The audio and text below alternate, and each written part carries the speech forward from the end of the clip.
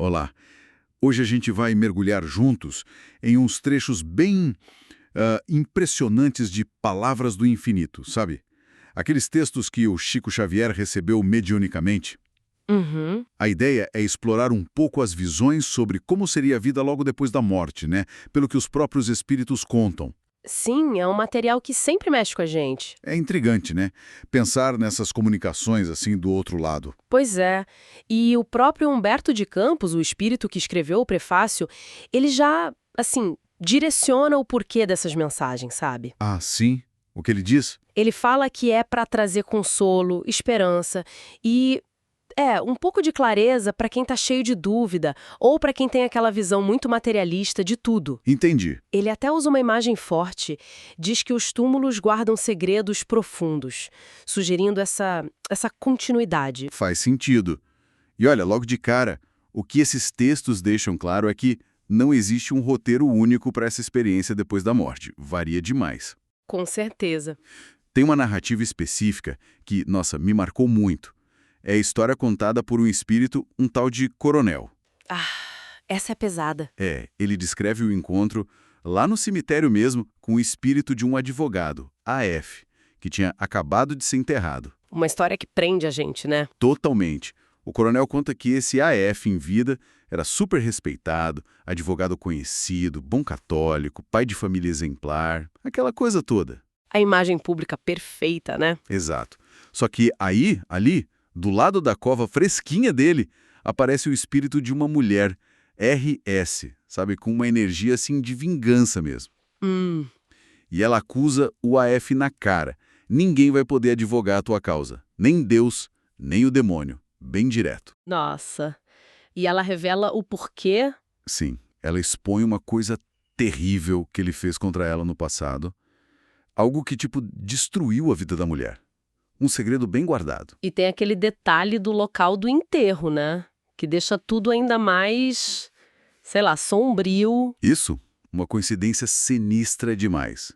A cova nova do AF foi aberta bem onde ficava a sepultura antiga da RS. Não acredito. Pois é, tiraram a cruz velha dela para dar lugar para o túmulo dele. E o coronel diz que sentiu, espiritualmente falando, a caveira da RS como se estivesse atacando o corpo recém-enterrado do AF. Que coisa horrível. E o pior de tudo, o espírito do AF estava ali, consciente, e sofrendo horrores com aquela conexão macabra. Uau.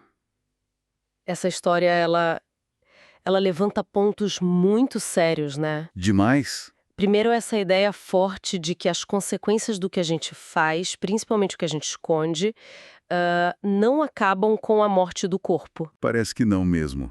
É como se a justiça limitada daqui, da Terra, desse um acerto de contas em outro nível, sabe? E mostra também que existe interação entre os espíritos, inclusive conflitos que continuam. Isso me lembrou uma coisa que o Emmanuel fala, né? Outro espírito que se comunicava pelo Chico. Sim, o que seria? Sobre a possibilidade do espírito que acabou de desencarnar ainda sentir o que acontece com o corpo físico que ficou para trás.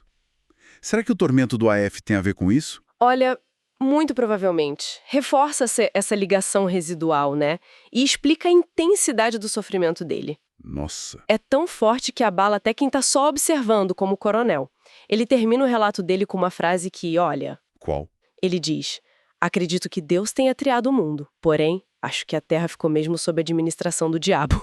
Para você ver o meu impacto. Caramba, mostra o choque que foi para ele presenciar aquilo. Totalmente. Mas olha só, essa visão de tormento, de acerto de contas, não é a única que aparece nos textos, né? Não, felizmente não. Existem outras perspectivas. Pois é, essa intensidade toda contrasta com outras percepções, como a de um espírito mais cético, digamos assim, que também foi encontrado lá no cemitério. Ah, lembro desse. Aquele que fica observando um enterro e refletindo sobre como as glórias do mundo são passageiras. Esse mesmo.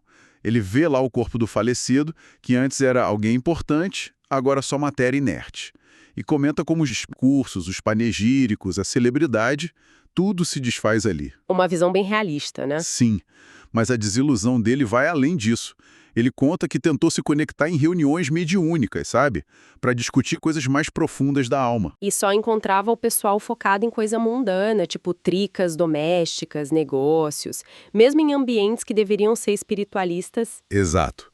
E isso deixou ele mais descrente ainda sobre a profundidade da busca espiritual por aqui. É uma crítica forte, né? Sem dúvida.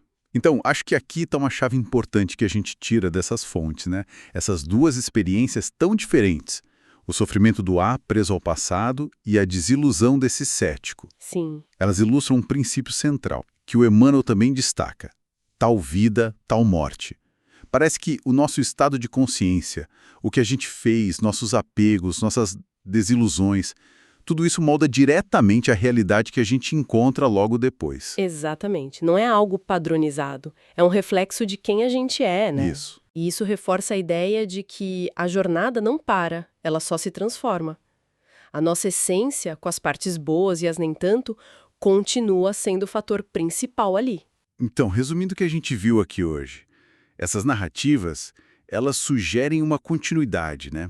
Onde as questões morais, os conflitos que a gente carrega, as consequências dos nossos atos, elas não só continuam, mas talvez fiquem ainda mais centrais. Parece que sim. Parece ser uma fase que exige um entendimento, um enfrentamento espiritual talvez até mais intenso do que aqui. Com certeza.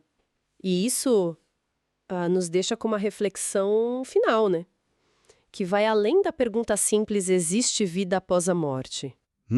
Talvez o mais inquietante seja perceber que a gente leva junto a nossa essência inteira. As ações secretas, como as do A, as dúvidas, o ceticismo, como o do outro espírito. Toda a bagagem, né? Toda a bagagem. E essa bagagem completa, ela pede resolução, pede entendimento, trabalho interno.